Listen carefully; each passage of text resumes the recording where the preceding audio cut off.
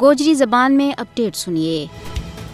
آج دنیا نوجوانوں کو عالمی تھیڑو منا رہی ہے، جبکہ غیر قانونی طور پر بھارت کے زیر قبضہ جموں کشمیر میں بھارتی قابض حکومت کے ہاتھوں کشمیری نوجوانوں کا حقوق سب تو زیادہ پامال کیے جا رہے ہیں۔ بھارتی فوج کشمیری نوجوانوں نہ ان کا جائز حقوق منگن پر بے دردی کے نال قتل کر رہی ہے اور نوجوانوں کی غیر قانونی گرفتاری ان پر تشدد روزمرہ کو معمول بن گیا ہے۔ مقبوضہ علاقہ میں کشمیری نوجوان جعلی مقابلہ میں بے رحمی کے نال شہید کیا جا رہے ہیں۔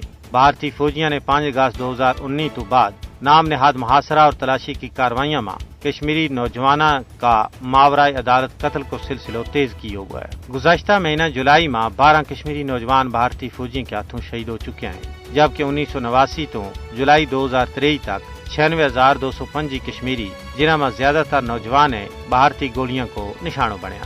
دنیا بھر میں نوجوانوں کا حقوق نہ تسلیم کی ہوگی ہے، کیونکہ وہی مستقبل کا معمار ہے، لیکن مقبوضہ ریاست جموں کشمیر میں نوجوان ہی بھارتی بربریت کا نشانہ ور ہے اور دوجہ روز جعلی مقابلہ میں انہوں کو قتل عام کیے جا رہے ہے۔ کشمیری عوام گزشتہ 7 دہائیاں تو اپنا جائز حق کی خود ارادیت کو مطالبہ کر رہے ہیں، جس پر انہوں نے بھارتی دہشت گردی کو سامنا ہے، جڑا کشمیری نوجوانوں نے مسلح جد و جہد پر مجبور کرے۔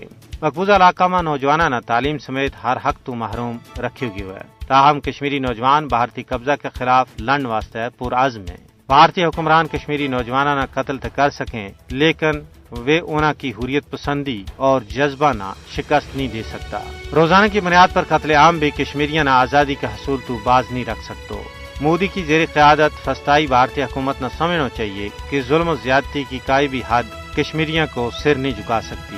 تاریخ اس گل کی گواہ ہے کہ آزادی کی تحریکاں نہ بے دریغ قتل اور دہشت گردی کے ذریعے دبایا نہیں جا سکتے۔ عالمی برادری کو فرض ہے کہ وہ کشمیریوں نہ بچائیں اور بھارت نہ مقبوضہ ریاست جموں کشمیر میں اس کا خطرناک جنگی جرائم پر جواب دہ بناویں۔